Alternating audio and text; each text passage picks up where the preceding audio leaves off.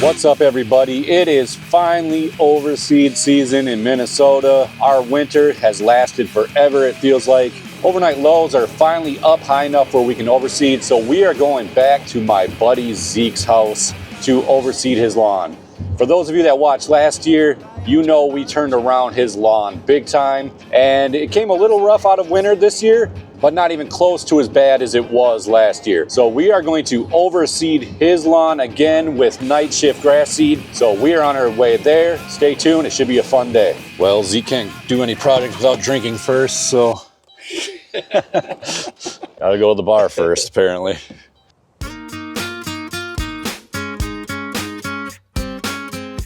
All right, well, compared to last year, Zeke's lawn is looking way better.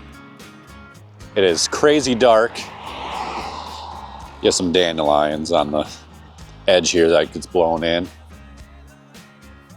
But the color is night and day from last year, as well as the thickness.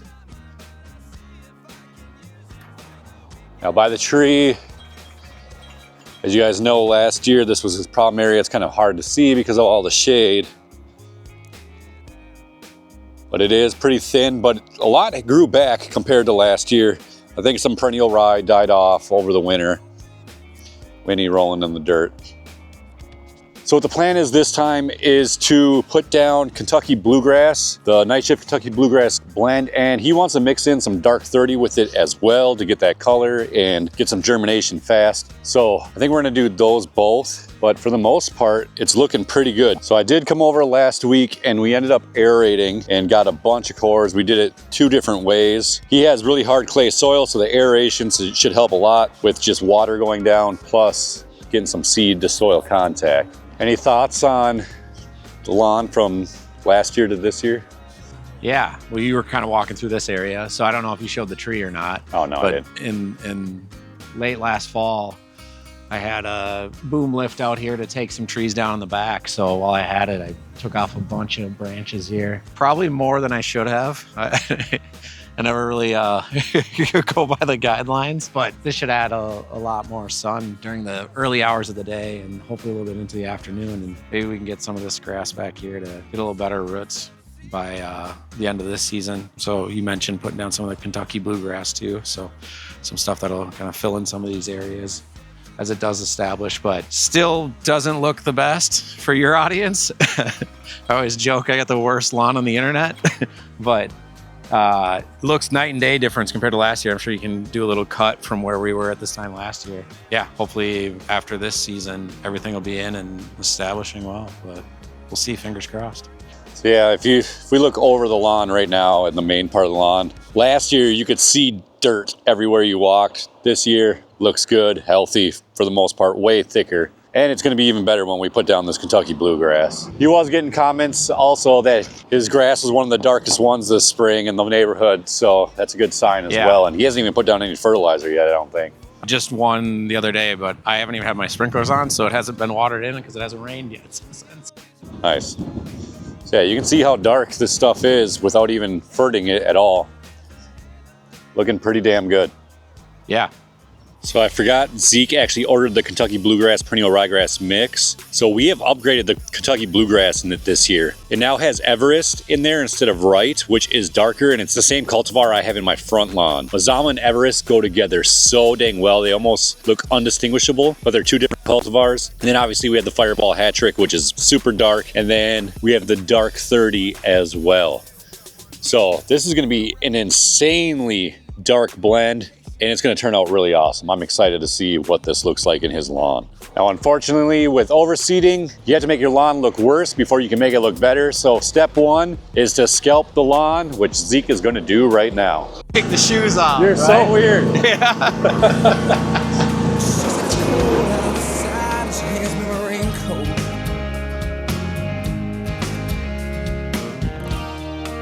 She's always worried about things like that.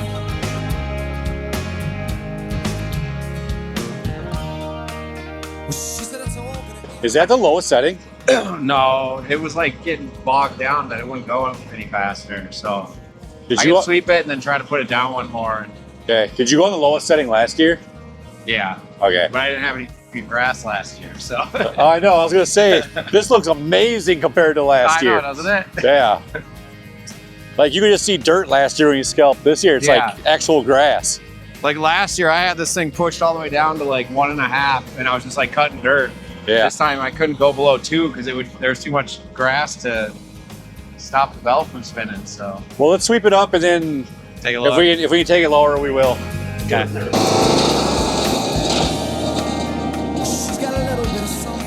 I'm surprised how well that lawn sweeper works. Like, let's watch. There's a lot of stuff here. Let's see how much comes up. You can see.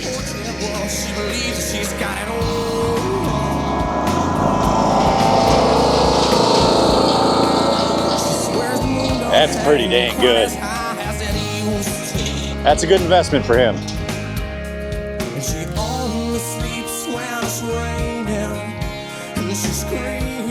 Did you try going lower again on it, or? Yeah, the belt's burning. I can smell it. Okay. Well, if this is low, I mean, obviously we can see dirt a little bit in here. I think it's low enough. We'll just scarify the hell out of it. But man, what a difference compared to last year. For sure. I mean, even the spot where we put in the Kentucky bluegrass, I don't know how much took last fall, but this was thin. It looks thin on camera compared to, a lot of this stuff is aeration plugs. Cores, yeah. You got all this stuff here. It's been crushed, so it looks like dead spots in the grass, but it's actually really thick. I mean, all those holes right there it's all aeration. Same here. Yeah, I'm pleasantly surprised how much survived through winter, especially having a bad winter, and we mostly did perennial ryegrass. So what we're gonna use today is the battery-powered Sunjoe to really get up any thatch or dig up any soil to get that seed to soil contact. Now, a lot of people, when they overseed, they use the dethatching cartridge, which is the tines. We are gonna be using the Scalping attachment. This cuts grooves in the ground, and that's gonna allow your seed to fall into those grooves and germinate in those spots. Now, Zeke does not have a lot of thatch, but he has really hard clay soil. So getting those grooves in the ground and having somewhere for that seed to settle is gonna be very important. I don't expect a lot of debris to come up. Some will, some dead grass and stuff like that, but not a lot of thatch. What we're just trying to do is make a seed bed for that seed to go into. How come you got to start with the easy job? Putting this, I'd rather do that. Than that? Yeah. Than running the mower around? Oh, no. I thought you meant putting this together. Oh, no, you can put that together. Yeah. No, you go right ahead. I was going to say, let's swap then, buddy.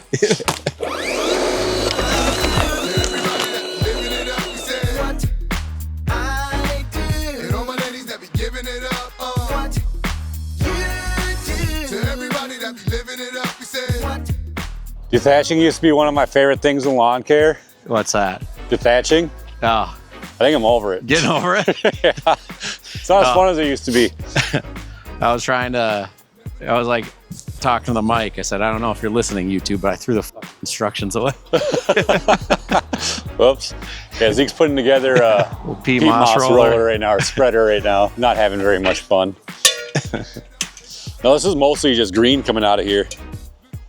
It's not even dead. It's like all green grass. So yeah, not much dead stuff. But what we're doing, even though a lot of greens come up, is we're making space for that seed to be able to germinate and grow in and get sunlight, water, all that good stuff. I should have had you water last night because this stuff is bone dry. I know, I actually thought about that 2 nights ago, but I never text you. You never what?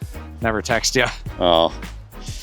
That's all right, we'll still get good germination, I think. There's enough soil down there. So yeah, if you guys have really dry soil, it might be a good idea to water it the night before dethatching, just so you can get a little better grooves coming up. Man, that grass is looking good from this angle, even scalped. That's crazy.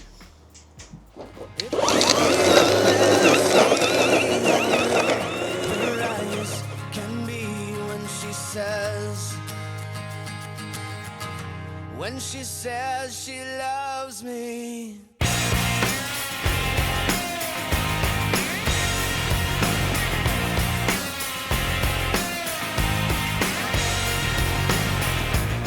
Where you got your reasons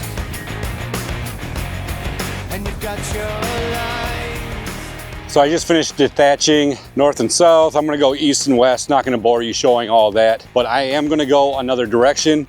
For this Sunjo battery powered dethatcher, the batteries have lasted all the way through this. This is about probably 2,500 square feet or so. So the batteries last a pretty decent amount of time. I have a feeling it's gonna die pretty soon. But if you guys are interested in a Sunjo dethatcher, that's the battery powered version, just so you guys have an idea of how long the batteries actually last. About 2,500 square feet to 3,000. And I wouldn't say it has quite as much power as the corded version, but it definitely gets the job done. It's going through this pretty easily. And like I said, this soil is super dry. So definitely would recommend the battery powered version if you guys hate the cord. All right, we have finished going back the opposite way and we have really thinned things out. Looks like crap, and that's what you want. For those of you that are new to the overseeding or thinking about overseeding, do not be afraid to get aggressive with that dethatcher. I know it's scary. It's like, man, I'm ruining my lawn. I'm tearing up all the good grass, but you need to make room for the new grass to go in between the old grass. Otherwise, you're gonna have a splotchy mess because the grasses are gonna look different. It's not gonna germinate very well in those areas that your grass is already kind of thick. You definitely want to be aggressive. You are not gonna kill your old grass, I promise. So now that we went north, south, east, west with the dethatcher, we got up a lot of that stuff. Over here in these dead areas, let the camera focus, where it's a lot of dirt, it just turns into a dusty mess. It's hard getting up the soil with the dethatcher or the scarifier.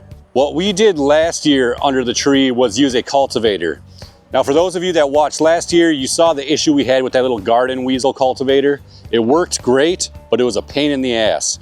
And you can see what we're talking about here.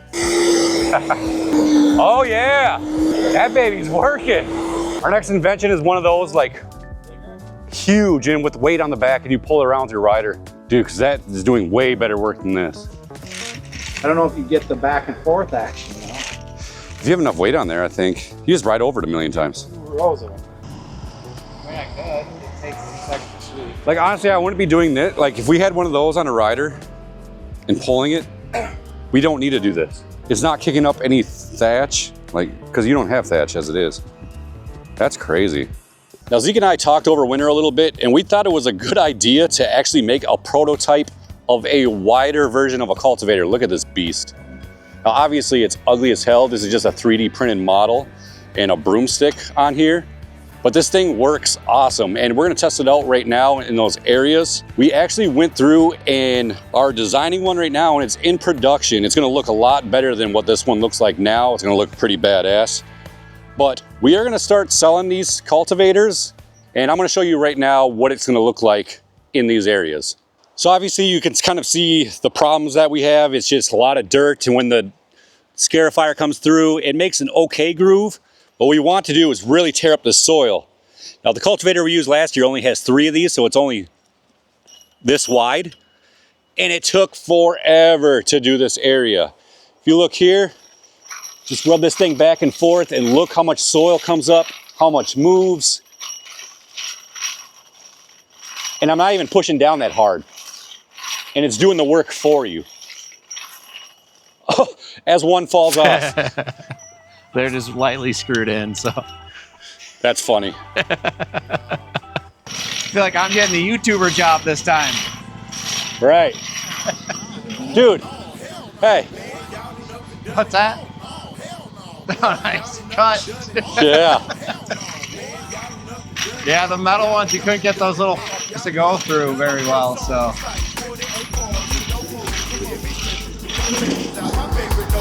The microphone was in the closet. No headphones, we lost. Scared to get some water. Roaches hanging over the faucet. No AC, there's a break of sweat. Just trying to make beats. E-Dub was being a hustler. Flirting with all his customers and flat broke. Nappy smoking blacks. I know I keep saying it, but holy, what a difference compared to last year. I know. Isn't it nuts? Yeah, it looks great. Yeah. I can't wait. Like this time next year, I bet it's going to look 10 times better even. Yeah. I mean, midsummer, this thing's going to be banging. Yeah. It's going to be awesome. So the one thing we need to talk about though is how much dark third year are we mixing in with this bluegrass ryegrass mix. Well, you're asking the wrong guy. I know, but obviously you want the dark 30 to show up. Yeah, but I don't want to dilute the Kentucky bluegrass too much either. Yeah. I think, what did we put down last year up here? 25 pounds? Yeah, we just threw the whole thing at it. Yeah. But that's too much Kentucky bluegrass Yeah. to put down. So I don't know, do we put 25% by weight of the dark 30 in there? There's gonna be enough Kentucky bluegrass that germinates in there that's gonna spread. Yeah. I think. 60-40, I think it's 60% bluegrass. So 60% of a pound, but we take away a quarter of that, divided by 4, so that's 15% less. So that's 45%. So it'd be half and half going down. If we feel like we're short, I know a guy, and we can put some more down in the fall. Right, I don't know, let's just do 15 pounds. Okay. So What do we mix it in? you got a 5-gallon bucket? Yeah. Okay. That bucket from Oh God. picking up dog poop. Oh no. That's the only one you got? No, I think I have another one. I hope. Cue the Jeopardy music. Right? Can you get it the first try? No. 0 for 1.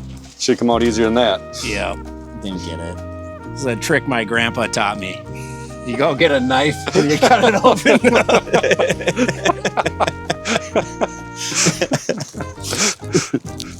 Yeah, grab that knife. All right, so what we decided was 11.25 pounds of the KBG perennial ryegrass mix, and then we're gonna go 4.75 pounds. So basically, I'm doing my math wrong, 3.75 pounds. So basically 11 pounds and 4 pounds of the mix plus the dark 30. Look at him struggling over here.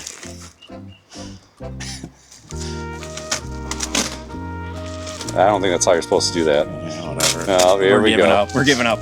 Here we go. There we go. All right, half the bag. Perfect.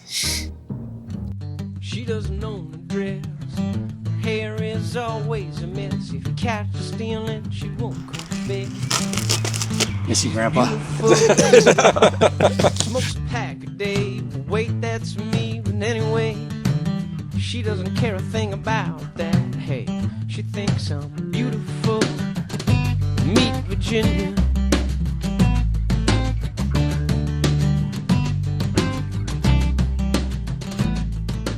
Well, then I'll throw this together. I brought my spreader because I boycotted Scott's. Fucking done with them.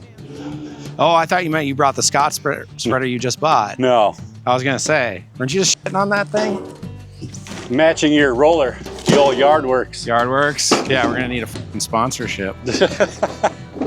Hey, I go do another beer run and find a beer run sponsor.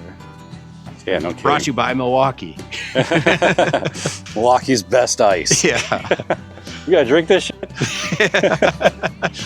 Just pour it out and fill it with something else. Yeah, no kidding. Men should act like men, and light beer should taste like beer. All right, step whatever this is, put the seed down. Some more instructions, we'll throw those out.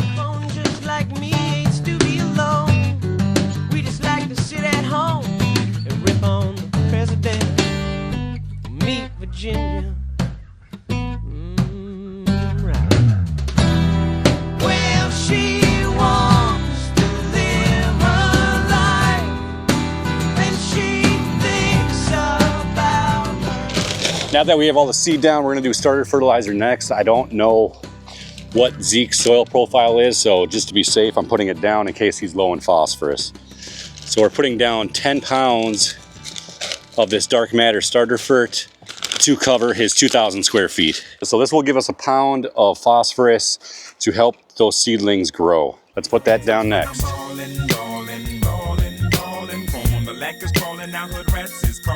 My stacks is tallin' to them, that's important. But hey, where was you at the other day? Never see myself falling. So now that we got the starter fert down, next is we are going to rake in the seed. We could have did this before putting the starter fert down actually. But we're gonna rake it in to make sure that we have good seed to soil contact, getting into that loose seed that might be stuck in the grass, down into that canopy. So the easiest way to do that is just kind of drag the rake behind you, and then we'll move on to the next step after that.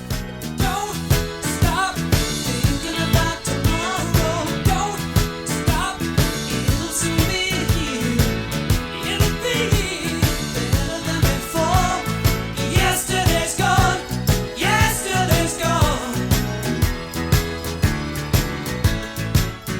All right, we're getting down to the home stretch. Raking is finished. Now the most important part about the raking is these areas that have a lot of loose soil. And basically you're just barely putting the seed underneath the soil bed and then they get that seed to soil contact. You're not trying to bury the seed underneath there too deep. You just want it like maybe a 1/4 inch at max underneath the soil. But that raking is going to allow the seed to get under there and do that. Next, we are going to roll in the seed. Now I feel like this is not as important this time as it was last time on Zeke's lawn, because the soil is so dry. Like just pushing down on it, I feel like it's not really compacting as much as it did last year. We'll still do it to be safe. This year, Zeke got a lawn roller for this.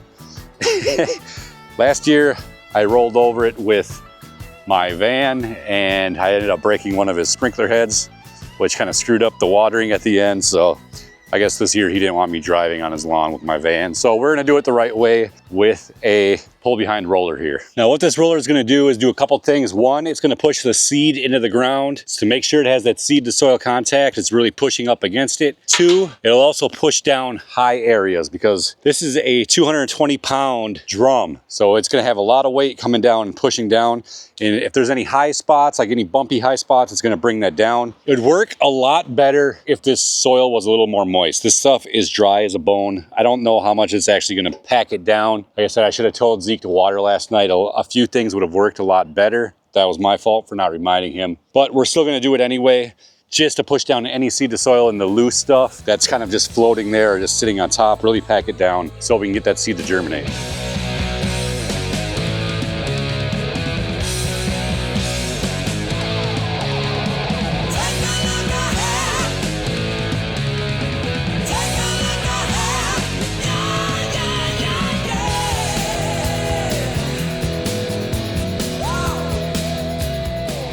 All right, as I was riding around rolling the yard, I saw Zeke about to cut open this peat moss, and I got to show him a trick my grandpa showed me. Can I guess first? Yeah, you can guess. Tell me if I was wrong. I was just gonna fucking grab her right here and nope, open her up. Wrong. All right. All right. Tell me what your grandpa taught you then. It actually wasn't my grandpa. It was Mark from Suburban Acreage. Okay. Said Shout out Mark. Yeah. You throw this shit on the ground and you beat it up first. So it breaks it all up. And it's basically ready to go as you put it in there then. Okay.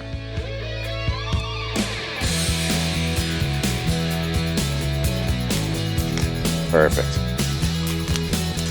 Look at that.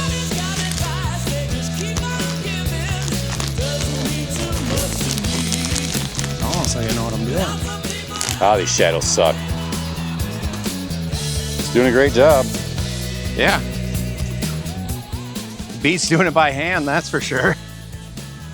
Cut to you last year. Yeah, so I did the rub it between your hands trick. Not fun.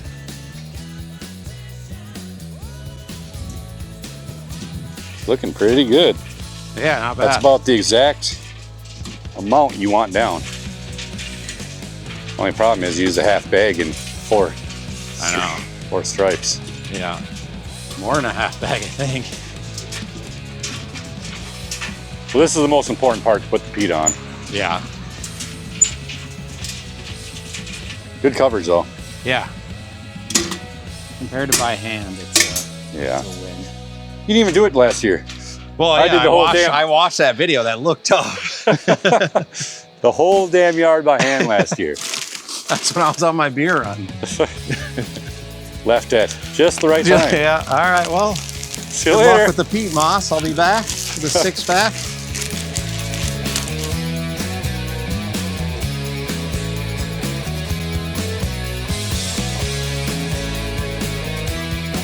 So I had to leave Zeke early. He is finishing up, and then we will give you an update here in a couple weeks of what the yards are looking like. I think we're gonna have a huge difference, and it's gonna be definitely a lot more full.